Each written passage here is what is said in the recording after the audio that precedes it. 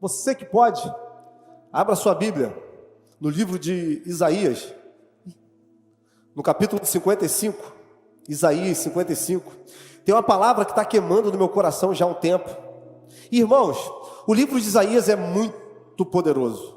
Eu quero te incentivar a ler o livro do profeta Isaías. É considerado pelos teólogos um evangelho no Antigo Testamento. O livro se divide em 3 partes. A primeira até o capítulo 40, onde Deus, ele impetra julgamento sobre Israel. A partir do capítulo 40, nós vamos ver os apontamentos perfeitos sobre a vinda de Jesus Cristo. Esse é o motivo por qual ele é considerado um evangelho, porque ele decifra ali naquele tempo sobre quem é Jesus, sobre a sua missão, e logo depois ele vai falar a partir do capítulo 55 sobre a restauração futura de um povo. Então, eu quero realmente te incentivar a tirar um tempo, a meditar, porque eu tenho certeza que essa leitura vai falar muito ao seu coração. Vamos lá? Isaías 55, capítulo 1. Venham, todos vocês que estão com sede, venham, bebam água. A vocês que não têm dinheiro algum, venham, comprem e comem. Bebam vinho, leite, sem dinheiro, sem custo. Por que vocês gastam dinheiro naquilo que não é pão? Por que vocês trabalham arduamente em coisas que não te satisfazem? Escutem, comam o que é bom, e a alma de vocês viverá. Vocês experimentarão as mais finas refeições. Deem ouvidos a mim, me ouçam, para que a alma de vocês vivam. Eu, diz Deus, farei com vocês uma aliança eterna. A mesma aliança que foi prometida a Davi. Vejam o que eu fiz com ele. Fiz uma testemunha entre os povos. Fiz dele uma testemunha entre os povos. Um líder, governante, com certeza. As nações dirão o que eu farei através de vocês. Tudo isso farei por causa do Senhor, o Santo de Israel, pois ele apareceu com esplendor. Busquem o Senhor enquanto é possível achá-lo. Clamam, porque ele está perto. Que o ímpio abandone o seu caminho, que o homem mau abandone os seus pensamentos. Voltem para o Senhor, porque ele tem misericórdia de vocês. Voltem para o vosso Deus, pois ele entrega de bom grado o perdão. Pois os meus pensamentos são maiores que o pensamento de vocês, e os meus caminhos são muito melhores que o caminho de vocês, declara o Senhor. Amém? Mais uma vez, feche os olhos. Pai amado, Pai querido, muito obrigado por tudo que o Senhor já manifestou nessa manhã, nas nossas vidas. Já tivemos a oportunidade de te louvar, já oramos, agradecidos por tudo aquilo que o Senhor tem feito nas nossas vidas. Tivemos a oportunidade de expressar nossa gratidão através da oferta. E nesse momento vamos para o tempo de palavra. Que o Senhor venha fluir, que o Senhor venha fazer. Eu me coloco como um canal, como um mensageiro. A mensagem é o Senhor. Por isso que o teu Espírito tenha total liberdade para fazer segundo aquilo que já está no seu coração. E eu oro em nome de Jesus. Amém e amém. Irmãos, nós estamos diante de um convite irresistível, irrecusável. É um convite da graça para um povo que precisava de esperança. É muito comum, ao ler a Bíblia, nós acreditarmos que a graça de Deus, ela se manifesta apenas no Novo Testamento. Se a gente olhar direitinho, desde o início de todas as coisas, quando Deus cria aquele jardim, coloca Adão e Eva, quando Deus coloca um conceito onde eles não poderiam comer daquela fruta, porque senão eles morreriam, e em desobediência Adão e Eva vão lá, comem. Naquele momento eles mereciam a morte. Só que a gente percebe já de uma forma muito clara a graça se manifestando.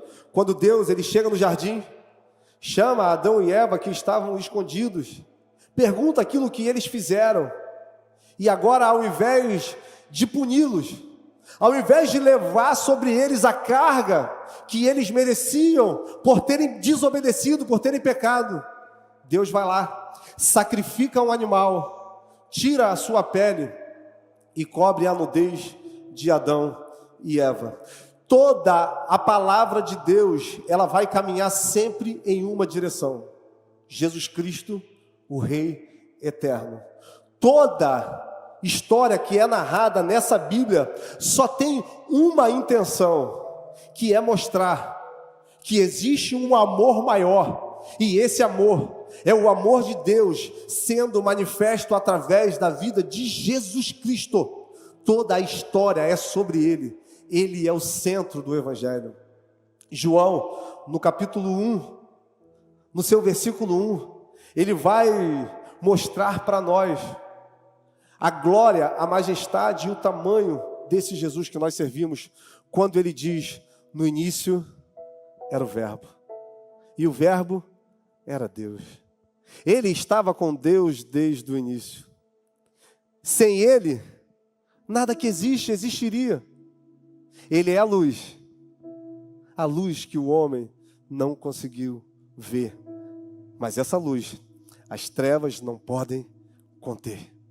Jesus, ele reina soberano desde o início de todas as coisas. Por isso Deus não foi pego desprevenido quando Adão e Eva pecam. Apocalipse vai dizer que ele é o cordeiro imolado antes da fundação do mundo. Quando Adão e Eva pecam, já existia um cordeiro perfeito, preparado.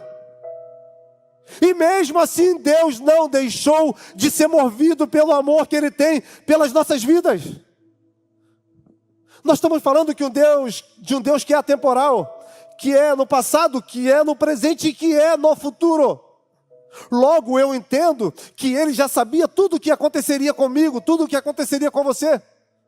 Ele já saberia das nossas escolhas. Ele já sabia dos caminhos que nós trilharíamos. Ele já sabia que por muitas vezes nós o rejeitaríamos. Viraríamos as costas para o seu amor. Desprezaríamos a sua presença. Mas mesmo assim, Ele resolveu nos amar. Mesmo assim, Ele resolveu entregar aquilo que Ele tinha de melhor, que é Jesus Cristo, para que nós pudéssemos entender o tamanho desse amor. Um amor sacrificial, um amor que nós somos imerecedores.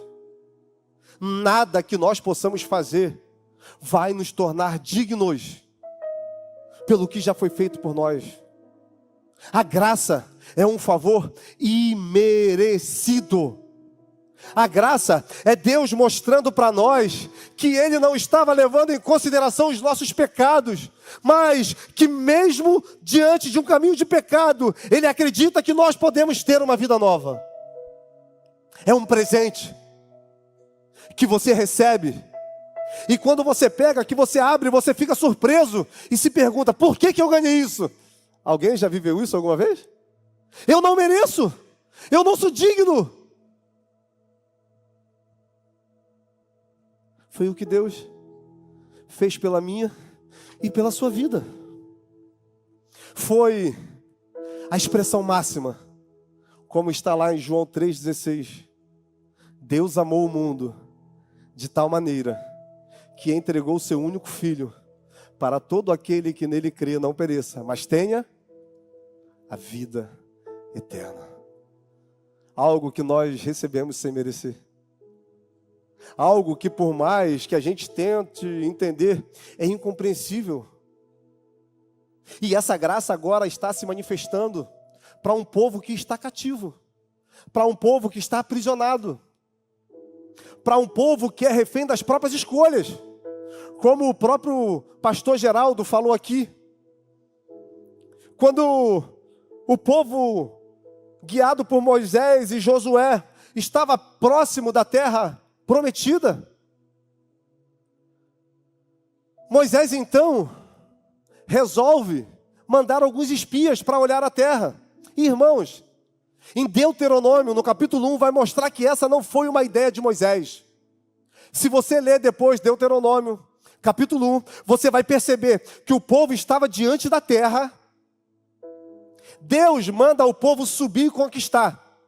Mas os anciões, os líderes das tribos, eles se juntam e têm uma ideia. Olha, antes de nós olharmos, antes de nós conquistarmos, vamos pedir para nós olharmos.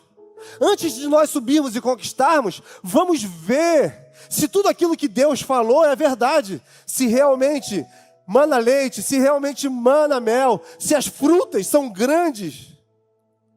E Moisés então acha aquilo bom aos seus olhos. E vai consultar o Senhor.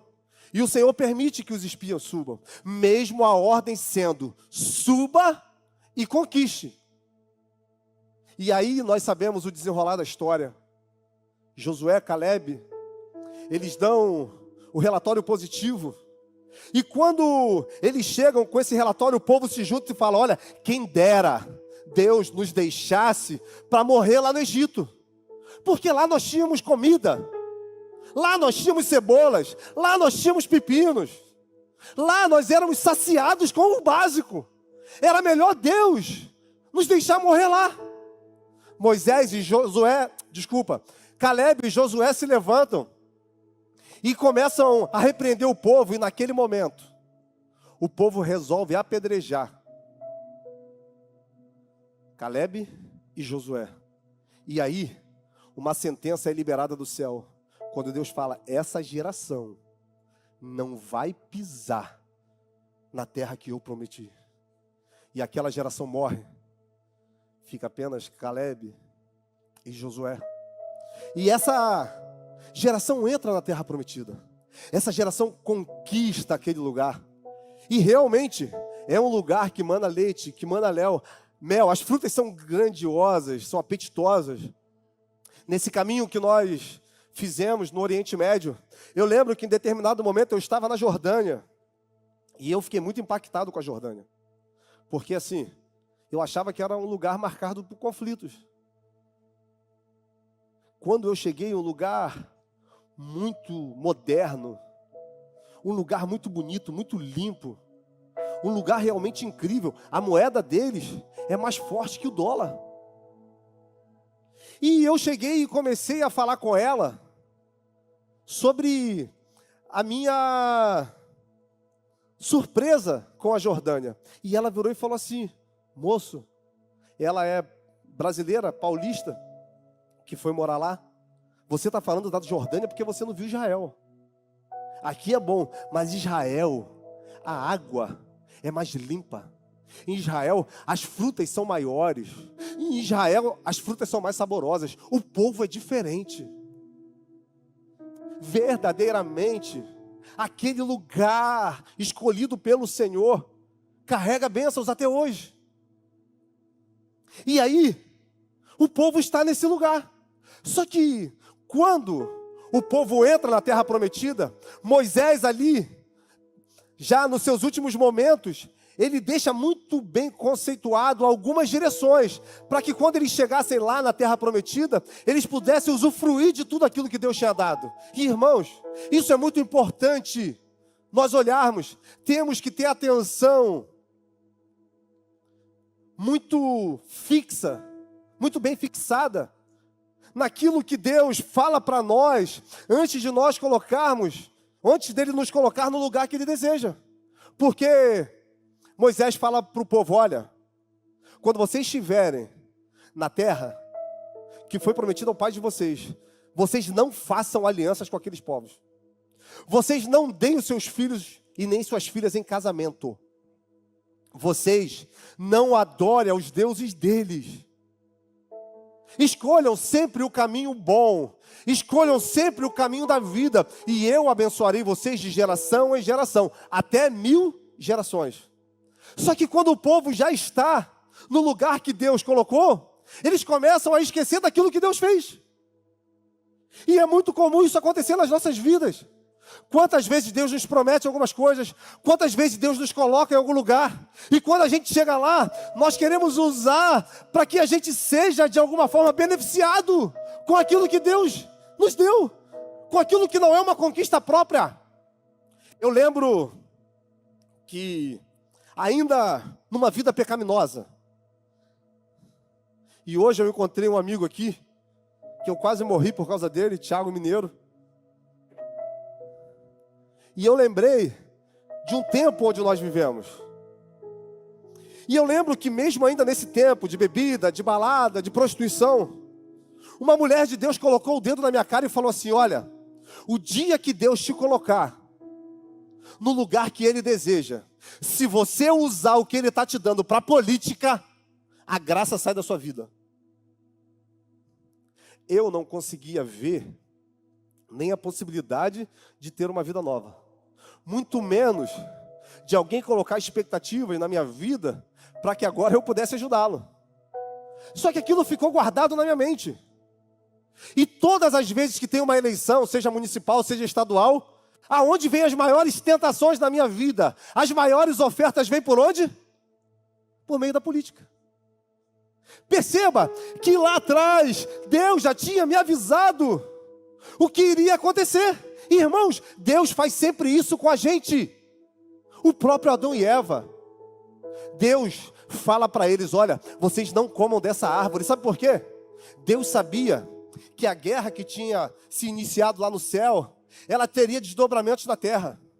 Ele sabia que agora Satanás não iria querer causar rebelião no céu. Ele ia querer causar na terra. Ele tenta avisar. Irmãos, quantas vezes nós somos avisados que o caminho que estamos pegando é de destruição, é de dor, é de morte, e mesmo assim nós insistimos em trilhá-los. Nós vamos levando até o limite, acreditando que sempre teremos o domínio, que somos fortes. Nós não cortamos a tentação ali na sua raiz, para que todos vejam que verdadeiramente nós não quebraremos princípios. E de uma forma muito sutil, Israel foi se envolvendo com os deuses.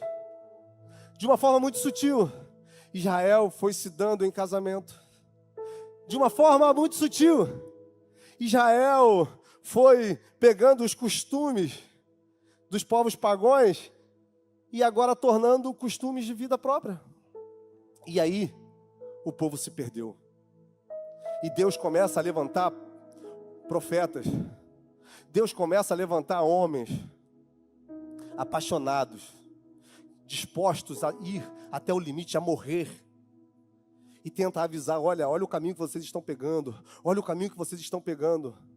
Até que, diante de todas as possibilidades, o povo é levado cativo para a Babilônia.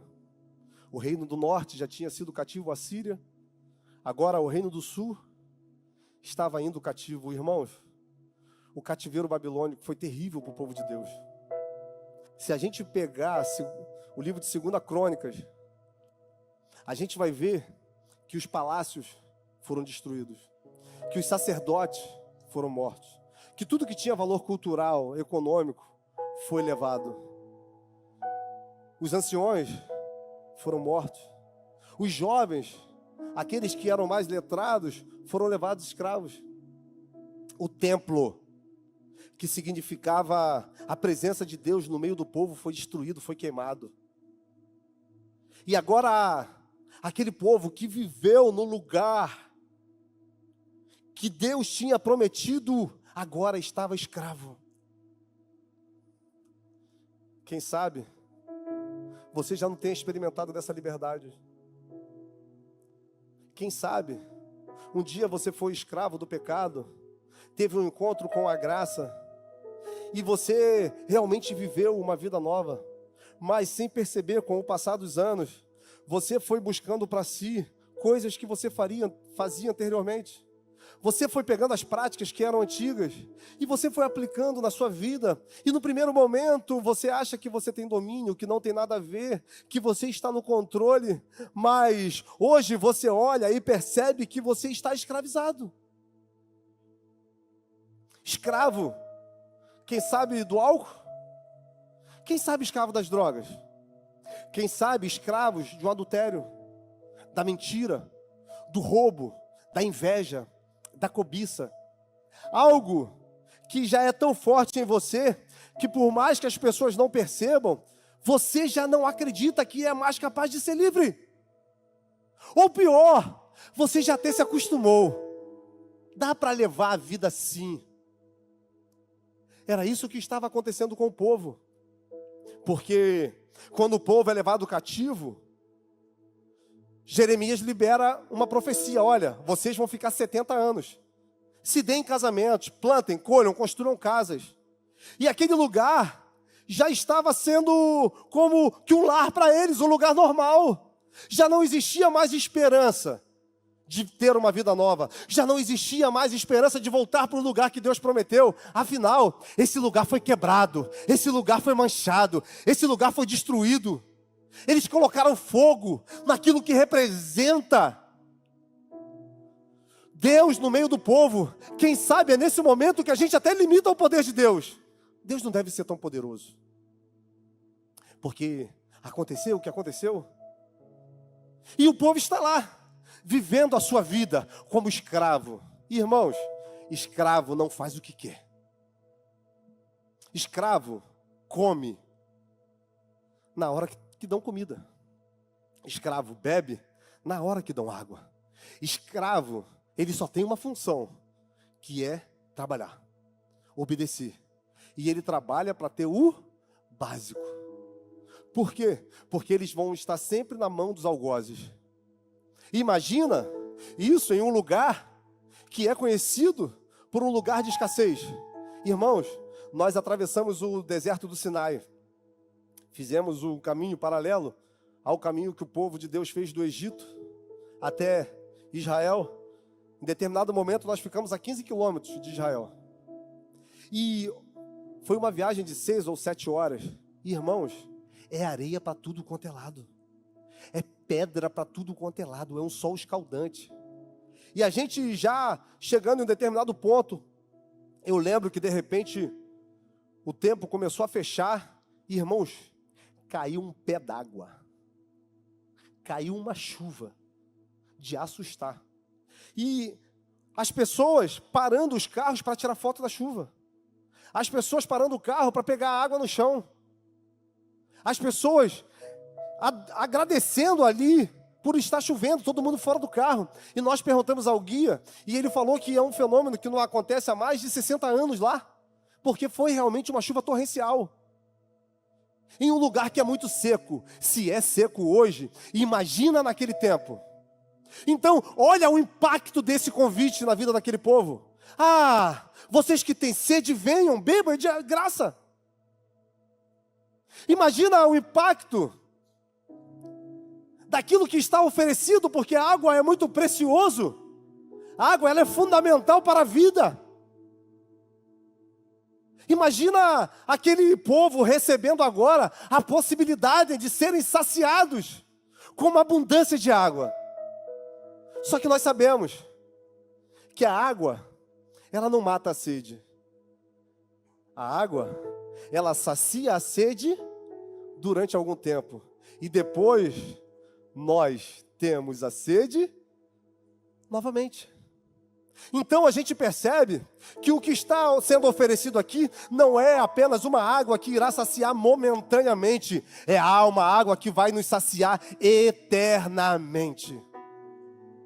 É aquela água que Jesus, a chegar no meio-dia, no poço de Jacó, se assenta e de repente vem uma pecadora e ele diz: olha, me dê um pouco de água para beber. E ela diz: olha, você é um judeu falando com uma samaritana. Você não tem cântaro? E ele fala: olha, se você soubesse quem te pede água, você correria para dar. E você também me pediria, porque a água que eu tenho para te oferecer é uma água viva, que sacia a sede eternamente. Quem sabe você tem buscado saciar sua sede em coisas materiais. Quem sabe você tem buscado saciar sua sede nos seus negócios, nas suas relações, nas suas conquistas. Quem sabe você tem buscado saciar a sua sede em coisas que te satisfazem por algum curto período de tempo. Mas você sabe que novamente você vai ter sede. E você vai ter que buscar água em outro lugar. Quem sabe hoje, nessa manhã, você está cansado de procurar algo que supra a sua vida. Você está cansado. Existe um rio de água viva disponível para você. Existe uma água que ela vai saciar a sua sede eternamente. Jesus vai dizer: eu sou o rio de águas vivas. E esse rio deseja fluir no seu interior. Então, Isaías diz para aquele povo: olha, para de tentar se satisfazer com aquilo que é perecível, com aquilo que é passageiro. Eu tenho uma proposta para vocês, diz o Senhor. E foi a mesma proposta que eu fiz a Davi. Um menino que eu peguei, cuidando das poucas ovelhas do seu pai. Um menino que era desacreditado. Um menino que era rejeitado. Um menino que no olhar natural não tinha nada para oferecer. Mas olha o que eu fiz dele. Olha o governante que ele se tornou. E não foi por méritos dele, foi por causa de mim. Olha o que você pode se tornar se você entregar a sua vida a esse Deus. Olha o que Ele pode fazer na sua vida. Tiago Mineiro está aqui, ele pode falar: olha o que Deus fez na minha vida. Nem nos meus maiores sonhos eu acreditava que aquele menino errante, pecador. No Amós eu falo meu testemunho todo.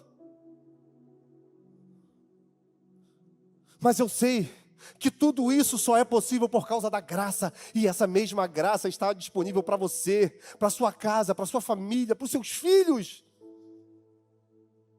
E quando a gente pega a relação de Deus com Davi, nós vamos perceber a fidelidade de Deus para com Davi.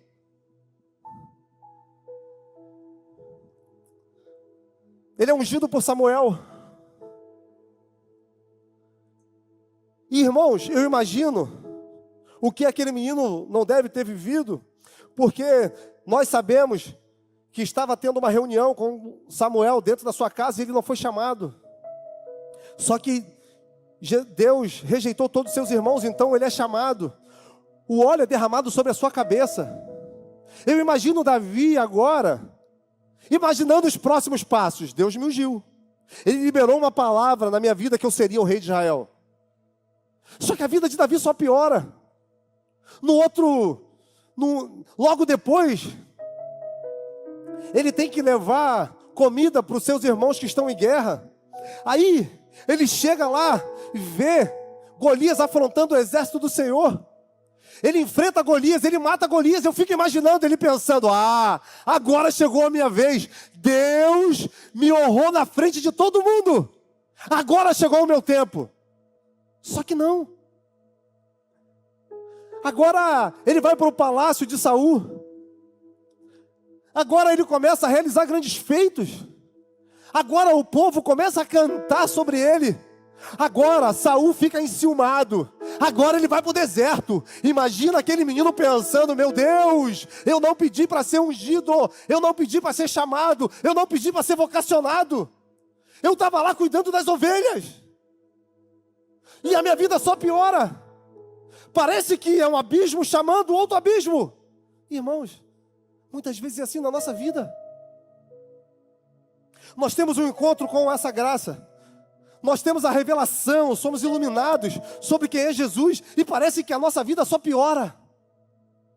Parece que as coisas não acontecem.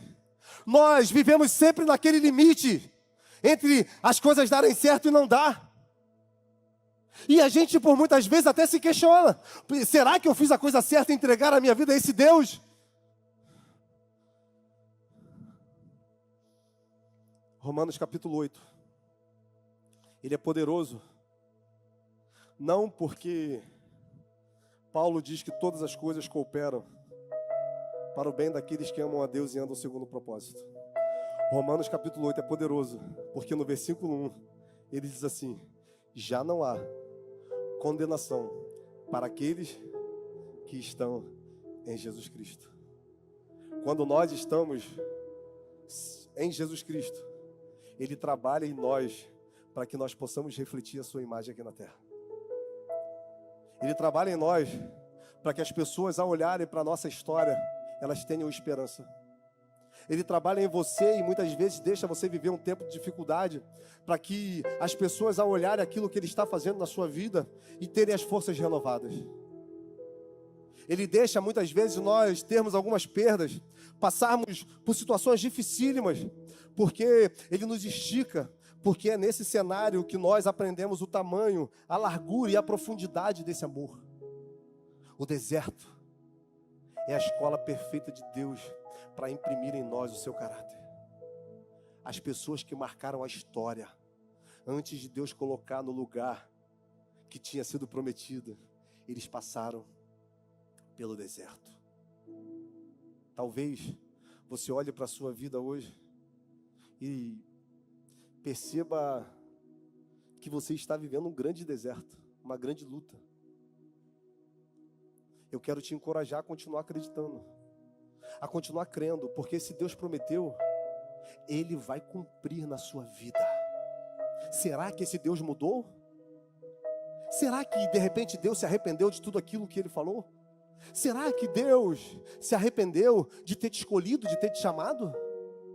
Será que se com Davi ele precisou passar por tantas situações, lutar contra a rejeição, lutar contra Saul, contra os seus generais, fugir? Será que com a gente vai ser diferente? Ou de repente esse deserto que nós estamos passando é uma prova de amor de Deus? É Deus mostrando que da mesma forma que Ele operou com aqueles homens, Ele está operando na nossa vida. E quando eu entendo isso, quando eu consigo transcender a minha mente para um Deus cuidadoso, para um Deus que é Pai, para um Deus que quer se relacionar, eu começo a perceber que o que eu estou passando é transitório. O que eu estou passando não é eterno, porque todo deserto tem um fim. E o deserto do povo estava passando. Eles estavam prestes a saírem daquele jugo de escravidão.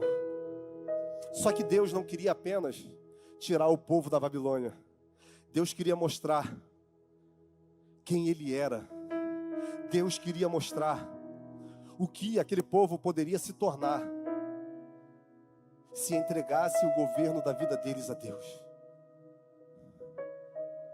Você não sabe o que você pode se tornar, irmão, se você entregar o governo da sua vida a Deus.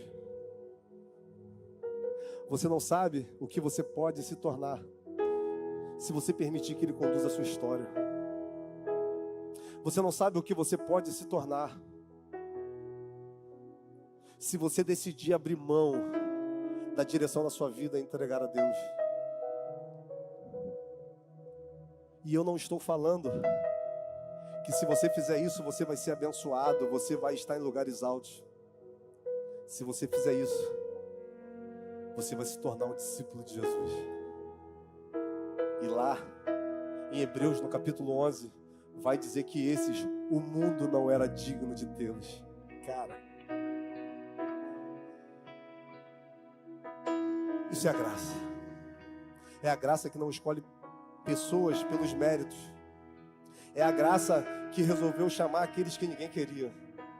É a graça que resolveu ser injusta, porque chama quem realmente está perdido. E a graça que quer se manifestar na sua vida hoje para mudar a sua história. E eu queria te convidar a ficar de pé. Isaías, capítulo 1. Deus começa falando assim: criei filhos e o engrandeci, mas eles viraram as costas para mim. O boi conhece o seu mantenedor. A jumenta, ela conhece o seu dono, mas o meu povo não me conhece. O meu povo não tem interesse nenhum em me conhecer. Ah, nação pecaminosa. Perceba que esse é quem nós somos. O povo que virou as costas para Deus. O povo que resolveu pegar para si o controle da vida dos filhos, o controle da história. Nós tiramos Deus das escolas, nós tiramos Deus da nossa casa, nós tiramos Deus das nossas escolhas. E quando tudo acontece, quando nós vemos um cenário de destruição, a gente pergunta por que Deus permitiu que isso acontecesse. E a gente vai vivendo a nossa vida, agora merecendo a morte, agora merecendo viver uma eternidade sem Cristo. Porque se Deus nos der aquilo que nós merecemos, Ele vai nos dar um inferno. Mas de repente a graça chega, de repente o favor de Deus chega, e Ele diz: ainda que o pecado de vocês seja como a escarlata, eu os tornarei branco como a neve. Ainda que o pecado de vocês seja vermelho como o carmesim, eu tornarei branco como a lã. É isso que Deus faz. E é isso o mais poderoso que Ele pode fazer na nossa vida. Porque é quando nós aceitamos esse amor que passamos de um lugar de criação para um lugar de filho de Deus. É nesse lugar que as portas são abertas, que as prisões são escancaradas. É nesse lugar que nós experimentamos daquilo que não podemos fazer. Porque agora Ciro toma a Babilônia, e depois de 2 anos ele abre simplesmente os portões da cidade e fala para o povo: vocês podem ir embora. Ei, mesmo já fazendo isso tudo, mesmo já dando aquilo que seria mais que suficiente, Deus diz: olha, os meus caminhos são maiores que os seus, os meus sonhos são maiores que os seus. Eu não sei como você entra aqui essa manhã, eu não sei como anda a sua vida ou o governo dela, eu não sei quais são as prisões que hoje te atormentam, mas uma coisa eu sei: a graça está totalmente disponível. A graça está sendo derramada, e você não precisa merecer para tê-la, você não precisa ser bom para tê-la. A única coisa que você precisa é olhar para dentro de você e se arrepender daquilo que você se tornou, e depois você olhar para Jesus Cristo e reconhecer que verdadeiramente Ele é o Cristo, o Filho do Deus vivo. E você nessa manhã que deseja reconhecer isso, eu queria te convidar a erguer suas mãos no seu lugar mesmo. Aleluia. Você que hoje decide entregar o governo da sua história a Jesus, levante as suas 2 mãos. Chega. Isso, amém. Eu vou pedir para acender a nave. Você que hoje deseja beber dessa água, essa água que a graça tem para oferecer, coloque a mão na direção do seu coração e nós vamos orar. Paizinho lindo, muito obrigado, Deus, porque o Senhor tem nos convocado a viver uma vida nova. Muito obrigado porque homens e mulheres ergueram as mãos, reconhecendo a necessidade de entregar a vida ao Senhor, se arrependendo daquilo que se tornaram e desejando agora viver uma nova vida em Cristo. Ah, Deus, não impute sobre nós os nossos pecados, perdoa-nos por termos trilhado caminhos tão errantes. Que o Senhor nessa manhã venha superabundar essa graça, lançando, Pai, no passado, no esquecimento, aquilo que um dia nós fomos, e agora permitindo termos uma vida nova no Senhor. Venha fortalecer, venha abrir as portas das prisões para aqueles que estão encarcerados de alma, Pai. Aqueles que hoje entendem que não conseguem mais se libertar de um vício, aqueles que hoje se sentem prisioneiros das suas vontades, que nessa manhã essas prisões sejam abertas e que o seu nome seja exaltado na nossa vida. Não é porque nós merecemos, não é porque nós somos bons, é simplesmente porque o Senhor resolveu superabundar a graça na nossa vida. E eu oro em nome de Jesus que o seu domingo seja abençoado, que onde você colocar suas mãos, esse lugar prospere, que onde você pisar com seus pés, a presença do Senhor esteja com você, Que os seus celeiros sejam sempre fartos. Que os seus negócios frutíferos. E que em nome de Jesus a graça, que é melhor do que qualquer coisa que nós possamos experimentar, seja com você, não só hoje, para sempre. Você que pode, aplauda Jesus. Vai na paz e tenha uma semana abençoada. Em nome disso, Jesus, lindo! Oh!